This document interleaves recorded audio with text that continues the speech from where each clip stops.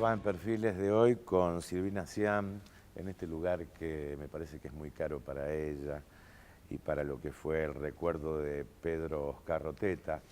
Bueno, un hombre que también signó lo que se llamó después la generación dorada de la década del 60 de la radio de la universidad, y este lugar como cobijo de lo que fue y es un clásico hoy en día, como es Campamento Litoral, que recientemente ha sido distinguido, o mejor dicho, Silvina fue distinguida por 45 años de trayectoria, no ella, sino el programa. Enseguida con Silvina.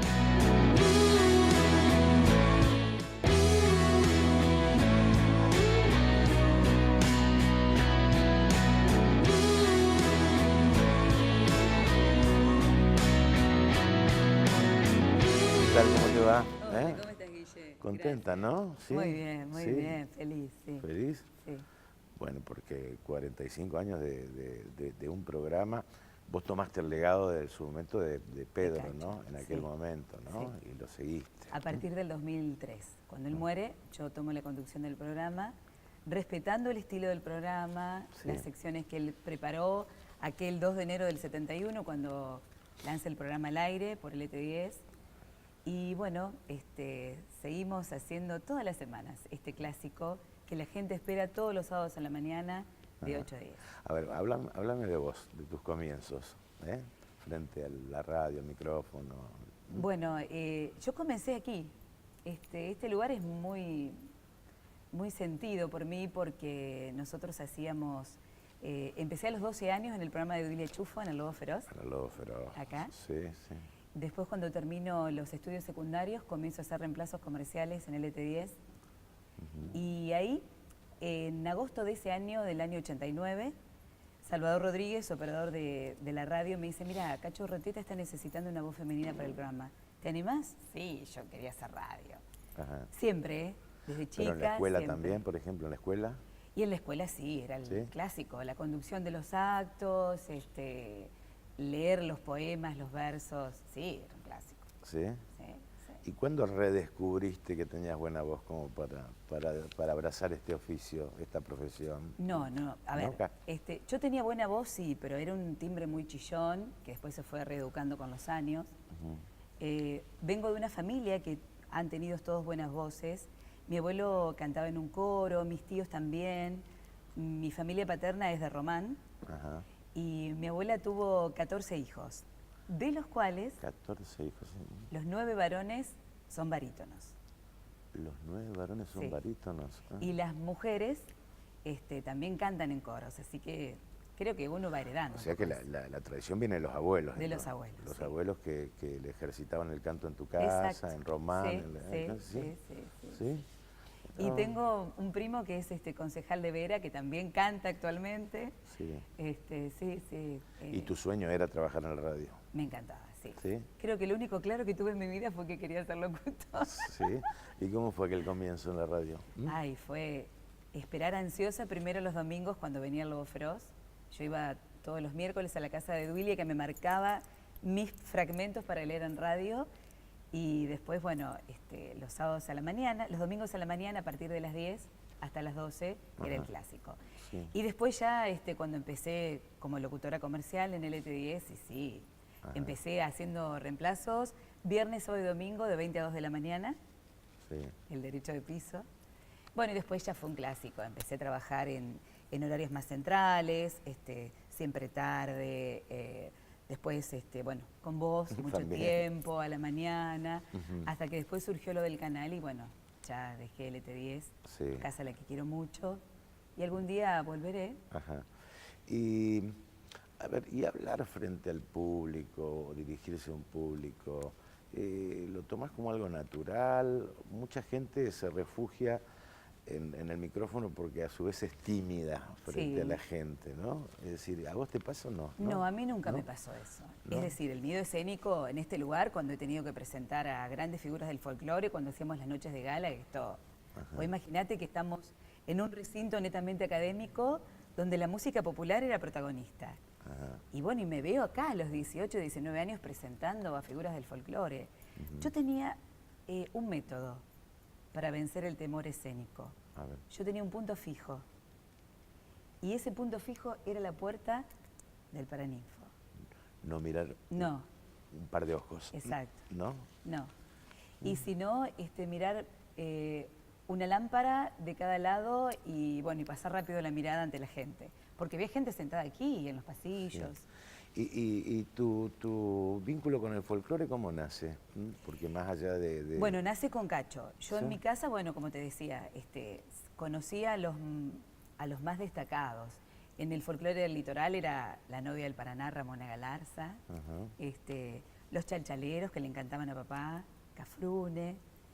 Y bueno, y después me ayudó la gestión de Julio Marvis en Radio Nacional. Yo en el año 89 ingreso a la planta permanente de la radio, de Radio Nacional, y la gestión de Marvis fue muy fuerte. Ahí se difundía las 24 horas del día, era folclore. Sí. Las variedades musicales existían y eran folclóricas, folclore y tango. Entonces eso fue un aprendizaje veloz del folclore. Teníamos el acceso a la discoteca de la radio, que era una de las mejores del interior del país, con los más destacados. Entonces agarrábamos las tapas de los discos y ahí teníamos la historia breve de cada intérprete. Ajá. Entonces eso fue un aprendizaje que me ayudó también después a seguir trabajando en Campamento Litoral. Pero con una tranquilidad ahí absoluta. te empezó a gustar el folclore, te empezaste a amar el folclore. Sí. Ajá. Sí. Mira vos. Y hay como una vuelta al folclore por hoy, porque bueno, después de Malvinas, por ejemplo, se dio un gran impulso, recobró impulso la música nacional. Exacto. ¿No? Incluso volvió a escucharse Mercedes Sosa, que estuvo prohibida durante mucho tiempo. Y hoy hay una vuelta al folclore, ¿o siempre ha tenido su público muy característico? No, hay una vuelta. ¿Hay una vuelta? Seguro. Y esa vuelta te voy a decir que se gestó en la gestión de Radio Nacional con Marvis en los 90. Ajá. Estaba Carlos Saúl en el gobierno. Y después se retomó con el kirchnerismo. Ajá. Volvió a tener gran impulso lo nacional y lo popular. Ajá. ¿Y la gente crees que lo siente o, o tiene que ver también con la difusión de los medios? ¿No? Los medios ayudan. Porque el norte argentino, por ejemplo, tiene un gran apego a lo que son las peñas, el folclore. Sí, claro. Cuando vas más para el sur, el tema se complica un poco más. Se complica un poco más, está más híbrido, pero hay regiones puntuales donde, bueno, por ejemplo, el litoral, la música chamamecera, vos recorres el interior y está presente. Y es lo que yo te comentaba cuando te visité en tu programa, hay una mixtura que se da, que por ejemplo, chamamé y cumbia es como que van juntas en los festivales. ¿Sí? Van juntas. Ajá. Entonces, el público que le gusta la cumbia también le gusta el chamamé. Ajá. Eso lo podemos comprobar. Ajá. Vamos a hacer una pequeña pausa, después vamos a contar tu experiencia en Campamento Litoral. Dale. Cómo era trabajar con Pedro Roteta, qué te dejó eso. Enseguida seguimos.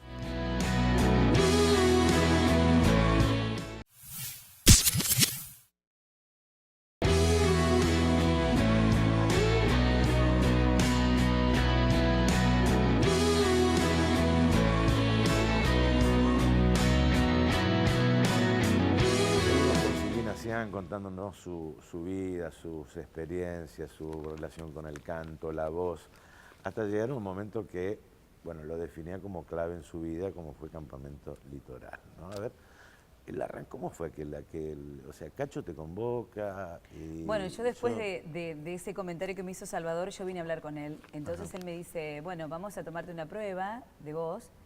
Y bueno, ahí hicimos una pequeña grabación. Y bueno, y le gustó mi timbre de voz. Y ahí quedé como la locutora de Campamento Litoral. Ajá. ¿Y cómo era trabajar con Pedro? Y era un tipo muy desprendido, muy generoso, poco egoísta. Yo también fui muy respetuosa de sus tiempos y de sus espacios. No he sido y me caracterizo por ser una buena coequiper de los conductores. Ajá. No soy una persona de ir a avasallar, respeto los tiempos de cada uno. Y con Cacho pasó eso, a tal punto que en un momento él me dice que me vaya involucrando un poquito más, entonces yo iba empezando a leer más cosas, a participar más, dejando de lado la parte comercial, me iba involucrando más, con las entrevistas, con las notas. Y yo lo recuerdo como un tipo apasionado, que te Sí. transmitía la pasión por lo que hacía en todo lo que hacía. Ajá. Porque Cacho transmitía boxeo, se apasionaba, Sí. transmitía fútbol, se Comentaba apasionaba. fútbol, Todo. boletines. Sí, todo. Y te transmitía ese entusiasmo, ¿no? Sí. Y siempre me decía que, bueno, que el día que no pudiera seguir el campamento litoral, que lo siguiera. Me cedía ese mandato. Ajá. Y bueno, uno, viste, qué sé yo, en esos momentos no pensás que ese día podía llegar, hasta que llega. Y cuando él se enferma, con una gran neumonía, que estuvo algunos días internados previo a su partida, el último día lo fui a ver y le digo, Cacho, mirá que te esperamos el sábado, queremos, él estaba todo entubado ya. Entonces le digo, vamos Cacho, que la gente me está preguntando por vos, queremos volver a escucharte en el programa. Quédate tranquilo que si vos no podés, este sábado yo te voy a reemplazar. Y sentí que me agarró la mano y se le llenaron los ojos de lágrimas. Y yo sentí que ese fue el mandato que me dio, viste, la autorización. Ajá. Y al principio fue difícil, Guillermo, porque era un programa conducido por un varón de muchos años, que una mujer, y yo siendo muy joven, llevar la posta y continuar con un programa que, bueno, tenía muchos y sigue teniendo muchos oyentes. Y fue un desafío y, bueno, yo creo que la gente aceptó ese reemplazo que al principio costaba. Sí. Y bueno, y ahora creo que sí, Que ya soy la continuadora. Ya soy la continuadora. ¿Y qué te dejó, Cacho? ¿Qué te dejó Roteta a vos? En la vida, por ejemplo. Y me dejó muchas enseñanzas. Me dejó la responsabilidad de lo que uno va haciendo. Siempre me dijo, mira, me dijo algo que me quedó muy grabado en el tema de las entrevistas. Siempre me decía que uno tenía que brillar. El que brillaba era el entrevistado. Pero vos como entrevistadora también. Porque las preguntas que hacías definían tu personalidad y hacían brillar a tu entrevistado. Eso me quedó patente. Y yo creo que eso lo puse en práctica cuando tuve el ciclo de Féminas. Claro, eso te iba a preguntar, porque vos dijiste, es difícil reemplazar un varón, y después hiciste un ciclo de Féminas en televisión. ¿Qué te costó? ¿Te costó como mujer encontrar un lugar? ¿Por qué Féminas primero? ¿Por qué llamar? Mira. ¿Ya estabas involucrada en los temas de género? Yo te voy a contar algo. Mi vida está atravesada por historias fuertes de mujeres. Mi abuela tuvo 14 hijos. En el norte santafesino, hace 100 años atrás, cuando no era fácil ser mamá, en el campo. Mi papá murió cuando yo era muy joven, tenía 18 años, y yo vi que mi mamá fue una mujer que, más allá de sus temores y de algunas inseguridades, enfrentó lo que venía. Mi abuela materna también tuvo una historia no fácil. Se le murió un niño cuando tenía tan solo 4 años y siempre me decía que había que experimentar el dolor de la pérdida de un hijo para saber lo que realmente significaba la muerte de un ser tuyo, porque siempre me decía como que moría una parte de uno mismo. Y esas mujeres me fueron marcando en la vida. Y yo, en el contacto con las entrevistas, con mi rol de movilera en el canal, vi que muchas mujeres estaban atravesando situaciones fuertes en la vida y las veía como grandes guerreras ante situaciones complejas. Entonces dije, ¿por qué no Féminas? Y dejar que ellas sean las protagonistas, porque el programa era Féminas cuando ellas hablan. Entonces yo iba preguntando, iba haciendo preguntas muy puntuales. ¿Cuál había sido el episodio más fuerte en tu vida? Si tuvieras la oportunidad de volver a encontrarte con esa persona que ya partió, ¿qué le dirías? Y ahí se producía un quiebre. Y todas las mujeres remitían a su papá, a ese hijo que partió y que no pudieron hablar o que habían perdido en un accidente, en un hecho. Y todas estábamos marcadas realmente, digo yo, porque a mí me quedaron muchas cosas por charlar con mi papá. Y a todas las fueron marcando esas cosas no dichas. Y que lo no dicho también tiene un significado muy grande. Sí, el silencio y lo no dicho, o la oportunidad, o haber perdido la oportunidad para decirlo. También, ¿no? También puede ser. Y me ayudó muchísimo en mi crecimiento personal también, porque hubo historias muy fuertes que me dejaron legados muy, muy importantes. Cuando vos empezás a valorar que tu problema no es tan importante, que hay otros problemas más grandes, Sí. cuando te vas tomando distancia. Y creo que en todo esto me marcó la coherencia. Ser coherente entre lo que uno dice y lo que uno hace. Sí. Que es muy difícil ser coherente en los tiempos que vivimos.